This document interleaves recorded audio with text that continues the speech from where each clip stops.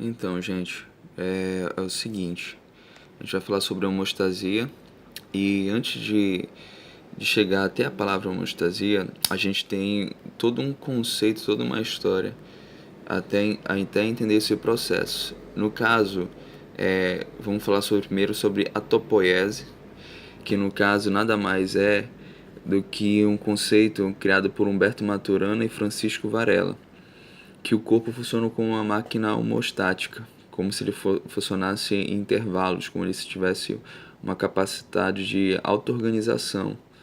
No caso, o ser vivo ele tem a capacidade de produzir e reciclar substâncias dentro dele. E a partir disso, veio logo em seguida o Claude Bernard, que criou a expressão meio interno. E praticamente criou o conceito de homeostasia, o conceito, não o nome. Que no caso existe um meio interno fixo.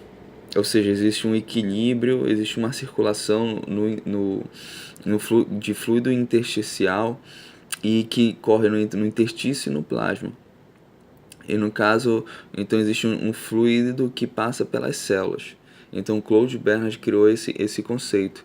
E a partir dos estudos dele veio Walter Cannon, que criou a expressão homeostasia, que homeostasia significa homo, significa igual, e estasia significa estático, ou seja, um meio interno estático.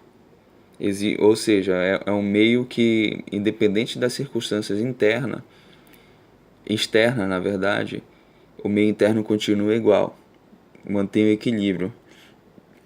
pH, temperatura, pressão, frequência cardíaca, tudo isso para ter uma renovação de energia, renovação de matéria, para ter uma auto-organização, para ter uma topoiese, beleza?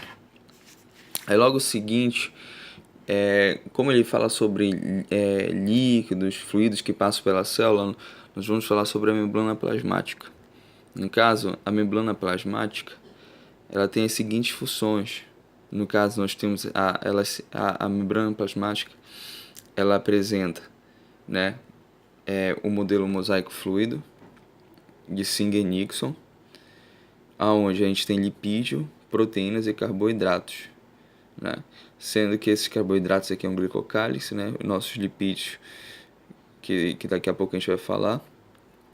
Então, todos esses três fatores aqui, eles formam a membrana plasmática.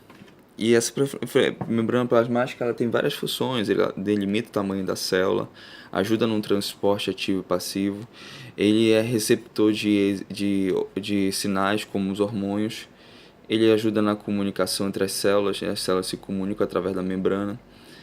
Através da membrana a locomoção, forma organelas, dá suporte para ações enzimáticas e adesão entre elas. Aí, logo em seguida, vamos continuar falando sobre a formação. No caso da composição química, a gente tem três fatores: proteína, lipídio e carboidrato. O mais fácil é o carboidrato, que são glicolipídios, que no caso são glicolipídios, né?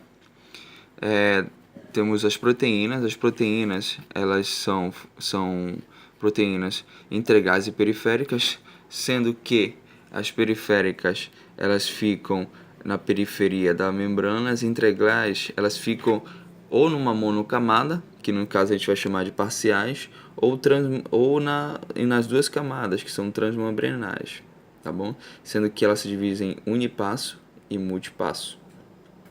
Depois a gente vai ver isso mais pra frente. E os lipídios se dividem em dois: fosfolipídio e colesterol. Sendo que no fosfolipídio a gente tem dois grupos: glicerofosfolipídio e esfingofosfolipídio, glicerol e esfigosina. E o caráter do lipídio, no caso que compõe a célula, que praticamente limita toda a membrana, ele é um caráter anfiapático ou então anfilíaco, que essa característica aqui é que vai determinar a bicamada da membrana plasmática. Porque existe uma parte que é apolar e uma parte que é polar. A parte polar é o que fica para fora, que tem afinidade com a água. Já a polar já não tem afinidade com a água. Ou seja, a polar é hidrofóbica, medo de água, né, no caso. Hidrofílica tem a afinidade com a água. E aqui nós temos o que? Os lipídios, dois tipos de lipídio, que é que no caso dos dois fosfolipídios, que é o glicerofosfolipídio e o esfingofosfolipídio, beleza?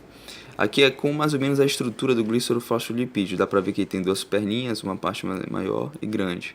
É formado por um segundo álcool, um fosfato, um glicerol e ácido graxo. Já o esfingofosfolipídio já é formado por dois álcool, um fosfato, uma vigosina e ácido graxo. Esse segundo álcool aqui, a gente pode ver que é formado pela etanolomina, colina, serina e inositol. Beleza? As proteínas, como a gente viu, são formadas por proteínas periféricas, parciais e transmembranosas, que no caso pode ser dividida em unipasso, que no caso só passa um lado, uma ida, tem um multipasso que entra e sai, e a cilíndrica, que são formados por canais. Beleza? Thiago, o que faz que influencia na fluidez da membrana? Que quanto maior a temperatura, mais fluida a célula é. Mas quanto maior o colesterol, menos fluida ela vai ser, mais lenta ela vai ser. Mais insaturada, ou seja, dupla ligação, mais fluida ela vai ser. E quanto maior a cauda do ácido graxo, menos fluida ela vai ser. Por que mais insaturada ela vai ser mais fluida? Porque aqui, quando você está com uma saturação, que é uma ligação, ela fica reta. Então as células ficam mais justapostas e a água não entra tanto assim. Então,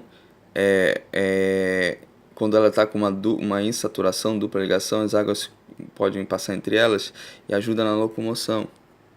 A perninha fica mais levantada. E ela se divide em alguns movimentos. Às vezes o lipídio, né, na bicamada, ele faz o movimento de rotação, o movimento de difusão lateral e o flip-flop, como ele se desse uma volta. Beleza?